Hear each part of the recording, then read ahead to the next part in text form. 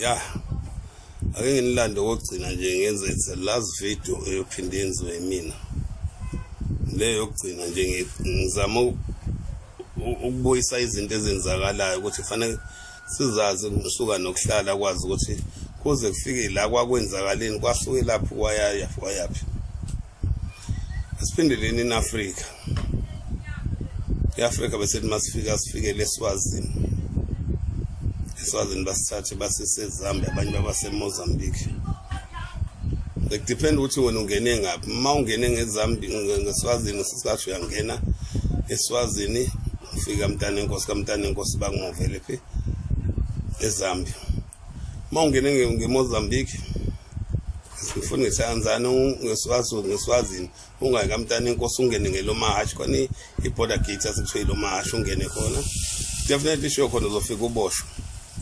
Because engikwazi those people bebekwazi ukukhetha kwinqwaba yabantu baseMozambique. If you are not a Mozambican bakhiphe nje kwinqwaba ngoba bekuvuleka igate kume bonke abantu baseMozambique bazothenga eSwazini.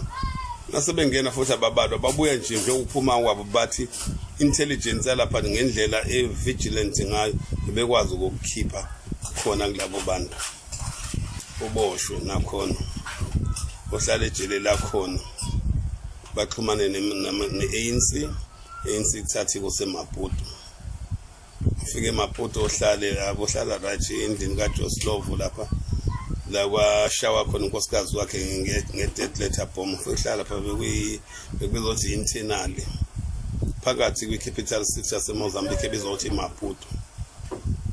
Ufika isikhathi nakhona wenza ama-biography everything you move up bakuthatha ke bakusa kwenye indawo la ukhathi usela kule transit camp uyichuzela wena ukuthi either uye esikoleni or uye army.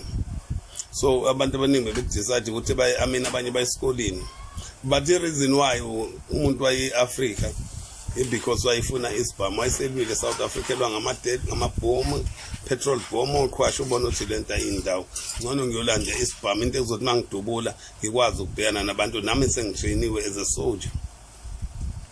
But life was not like that. Mafike eAfrica ungena emkhontweni kungange South Africa yonke, but nasefanele kuphume kungangembobo inalita kuphumeke emkhontweni.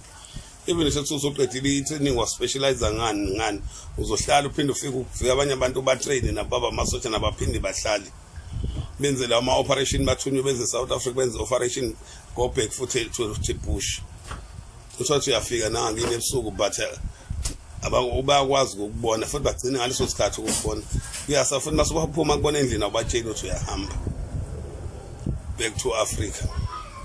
Amazwe eComrade fanele ngabe yasokolisa ngempela lesifike sahlala kwamnandi emazweni nawo futhi singazange sisabotage lutho khona ama-ongo uliyenzi la South Africa bona abantu abasokolisa kuliwe ne-MPLA ilekelana ne-MK kuliwa lapha kuliwa ne-unit yalekelela futhi i-MK kulwa iZebra Mkhonto ilwa eRhodesia ilwa noForster.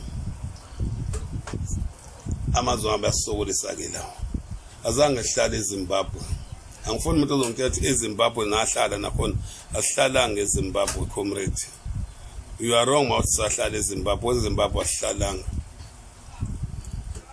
Abantu abasolisa futhi ama-Ugandans sihlalile Uganda kakhulu. Saphiwa yonke into abantu abasolisa abasokolisa futhi. Sahlala eTanzania awasokolisa amaTanzanian. Sahlala eMozambique ama-Mozambique nakhona eSouth Africa namaTanzanian but abahluphi njengathose comrade abangazange bacontribute ngalutho kwe-struggle sethu. I'm talking about the Nigerian guy.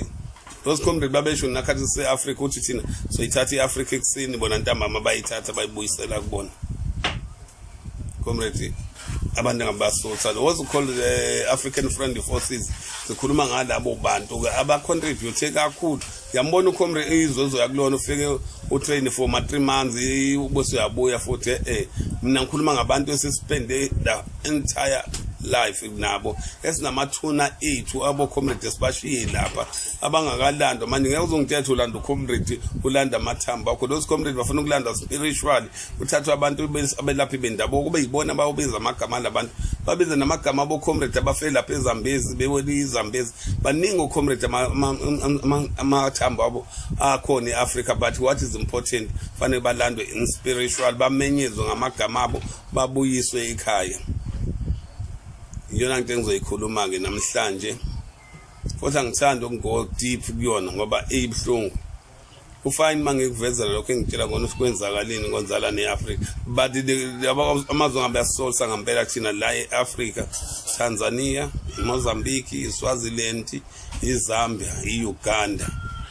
ila sibifosishiye nabo comrade bethu kulawo mazwe kunamangcwaba abo ocomrade bethu abafele khona kusatshalazwa lo mzabalazo womuntu omnyama but today all those comrades abasinikezi hard time sinezo comrade oma Pakistani oma Somalian wonke lo rubbish of this country zangu contribute wonke Nigeria wonke Malawi yonke lento la eSouth Africa that's why inganendaba nezwe lethu because iyazi ukuthi ayicontribute anga kulelizwe silo lenkululeko ngiyabonga mina mhlawumbe sobe sikhulume ngelinye ilanga.